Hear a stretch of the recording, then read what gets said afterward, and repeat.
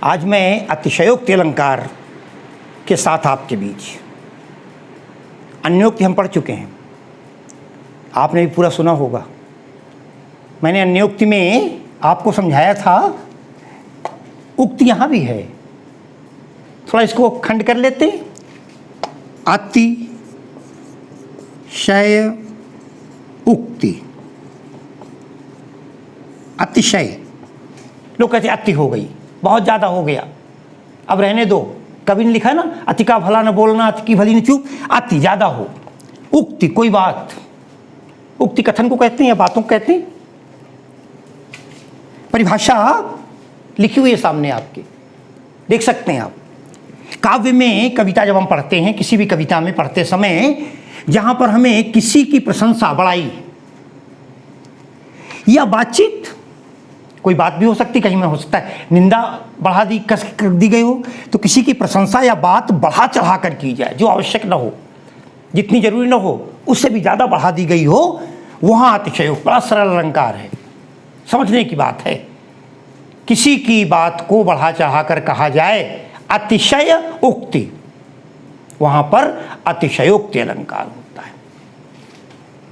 हमने कहीं पढ़ा था, मटरू की मूछें करती हैं झाड़ू का काम। गद्य की पंक्ति है। अरे भैया, कितनी बड़ी मूछें हो जाएंगी, कम से कम झाड़ू का काम सड़क तक तो नहीं पहुंचेंगी। प्रशंसा हो गई, ज़्यादा हो गई बड़ाई। लोग कहते हैं ना कभी, भाई कुछ ज़्यादा हो गया ये। तो काव्य में, कविता में जहाँ आपको ऐसी बात दिखाई दे, वहाँ पर ये मानकर चलो कि वहाँ अतिशयोक्ति अलंकार है। मैं एक कक्षा 6-7 में पढ़ता था, बहुत छोटा सा था, कहीं जा रहा था, रास्ते में कि आल्हा हो रहा था। पहले आल्हा हुआ करते थे, आल्हा भी एक छंद है बढ़िया, अब तो आजकल होते नहीं कहीं आल्हा। उसमें एक लाइन आ रही थी, जा दिन जन्म भयो ऊदल को, धरती धसी अढ़ाई हाथ। अब देखें आप, जा दिन जन्म भयो ऊदल को, जा दिन जन्म भयो ऊदल को, धरती धसी अढ़ाई हाथ, धरती धसी अढ़ाई हाथ।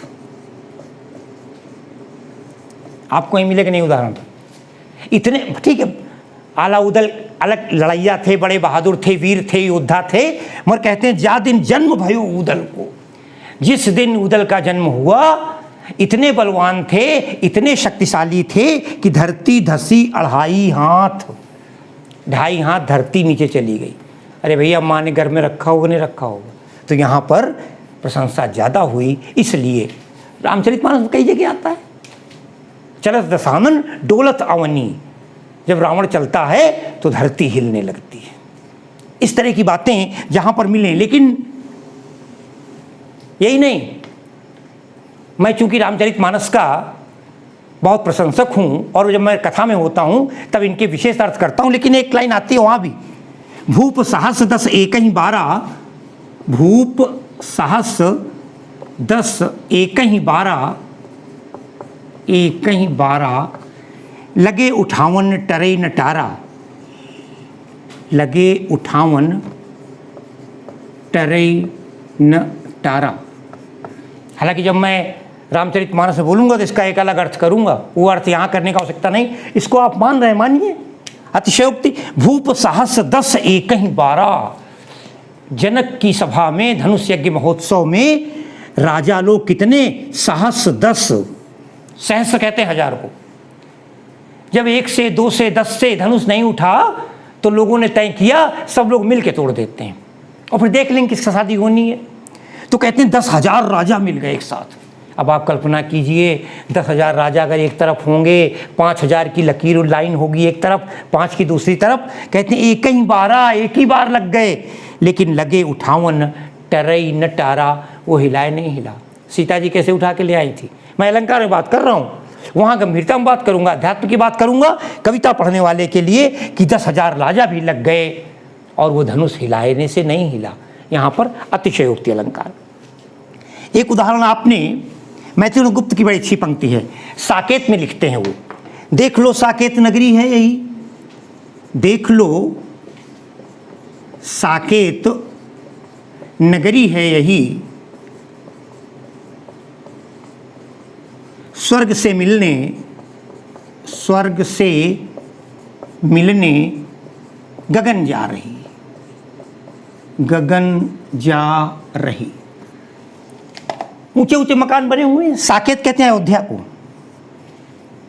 कभी कहता रही देख लो साकेत नगरी को, देख लो साकेत नगरी है यही, स्वर्ग से मिलने गगन। इतने ऊंचे मकान हैं कि लगता है स्वर्ग तक पहुंच जाएंगे। यहाँ भी कितने ऊंचे मकान हो जाएं, नहीं बन सकते। यहाँ पर भी अतिशयोक्ति का उदाहरण है। एक उदाहरण आप लोगों ने पढ़ा होगा, बहुत सारी गाइड लिखती, मैंने कहा था गाइड वाले मना मैं नहीं करता हूँ, नंबर ले लीजिए, नंबर लेने में क्या दिक्कत है। आगे नदियाँ पड़ी अपार, आगे नदियाँ पड़ी अपार, घोड़ा कैसे उतरे पार, घोड़ा कैसे उतरे पार, राणा ने सोचा इस पार, राणा ने सोचा इस पार, तब तक चेतक था उस पार, तब तक चेतक था उस पार। राणा श्यामनारायण पांडे की कविता हल्दी घाटी के वर्णन में, आगे नदियाँ पड़ी अपार, राणा प्रताप घोड़ा पे सवार हैं, चले जा रहे, आगे नदियाँ पड़ी अपार, बहुत बड़ी नदी आ गई, घोड़ा कैसे उतरे पार, दिक्कत आएगी, बहुत विशाल तट है नदी का, नदी की धारा की चौड़ाई बहुत है। राणा ने सोचा इस पार क्या करूं, कैसे मदद करूं, तब तक चेतक था उस पार। एक पल राणा को लगा ही नहीं, सोचते सोचते और घोड़ा पार हो गया।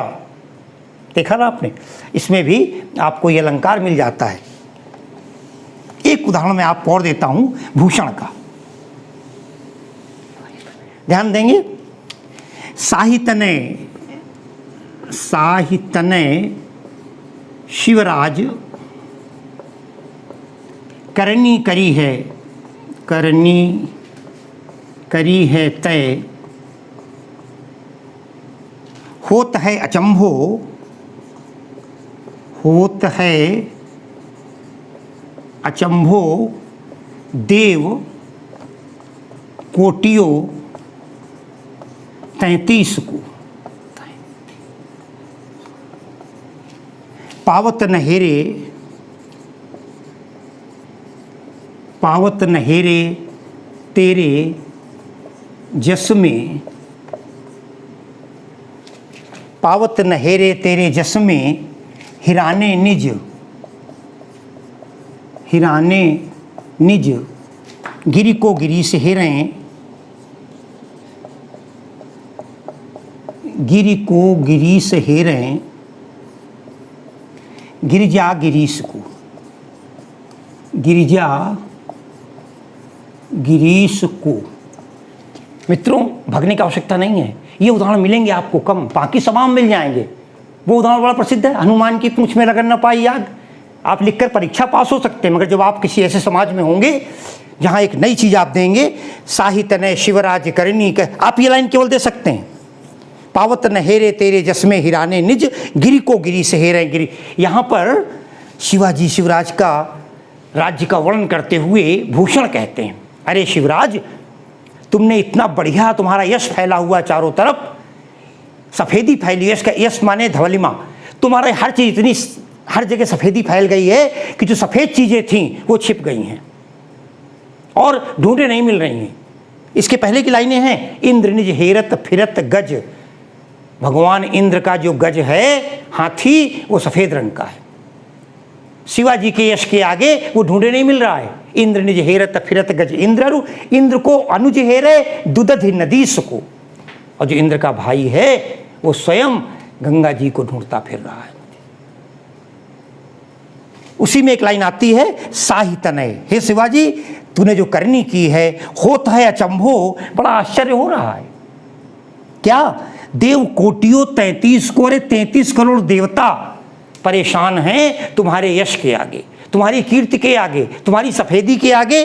कौन नहीं ढूंढ पा रहा है? बोले पावत नहेरे, हेरे माने ढूंढते हुए, नहीं मिल रहे। कौन नहीं पा रहा है? पावत नहेरे तेरे जस में हिराने, जस यश, तुम्हारे यश में, तुम्हारी धवलिमा में, तुम्हारी उज्जवल सफेदी में पावत न हेरे तेरे जस में हिराने, निज कौन अरे गिरि को गिरीश हेरें।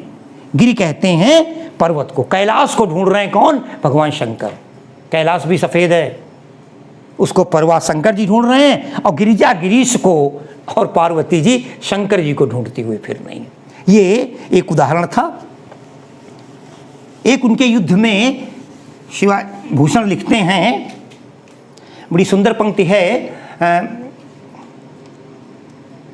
चलिए उस पंक्ति को मैं छोड़ रहा हूँ, जिसमें ऐल फैल खैल बैल खलक में गैल गैल गजन की ठेल पैल सैर उलसत हैं। उसी में एक लाइन आती है, तारा सो तरनी, तारा सो तरनी धूरी धारा पे, तारा सो तरनी धूरी धारा पे परत जिमी थारा पर पारा, थारा पर पारा, पारावार यूँ हिलत है, पारावार यूँ हिलत है। युद्ध के मैदान में लड़ने के लिए शिवाजी की पूरी फौज जा रही है। उस फौज में होता क्या है, कह रहे हैं इतना उनकी घोड़ों के भागने से इतनी तेजी आ गई है, धूल उड़ गई है कि तारा सो तरनी, तरनी माने सूर्य, सूर्य की तेजी भी जो सूर्य छिप गई है, क्योंकि फौज दौड़ रही है, सेना दौड़ रही है, धूल उड़ गई है। धूल उड़ने से हुआ क्या है, हमारे यहाँ गोधूल बेला कही गई है, इतनी मिट्टी छा गई चारों तरफ कि तारा सो तरनी, जो सूर्य है वो तारा की तरह दिखाई दे रहा है। धूरी धारा, धूल की धारा बह रही है, और ऐसा प्रतीत होता है थारा पर पारा, एक थाली में पारा रख दिया जाए। पारे की विशेषता होती मरकरी की, वो हिलता डुलता है। अरे पारावार यूँ हिलत है, पूरा समुद्र इस तरह हिल रहा है, कांप रहा है, जैसे मानो पारा हिल रहा हो। ये शिवाजी के योद्धाओं की प्रशंसा का कारण था। ये थे आपके सामने अतिशयोक्ति अलंकार, मैंने अन्योक्ति और अतिशयोक्ति ले लिए। अगले दिन हम लेंगे, आप ध्यान रखिएगा, भ्रांतिमान और संदेह। तैयार रहेंगे आप। आज के लिए इतना ही। शुभ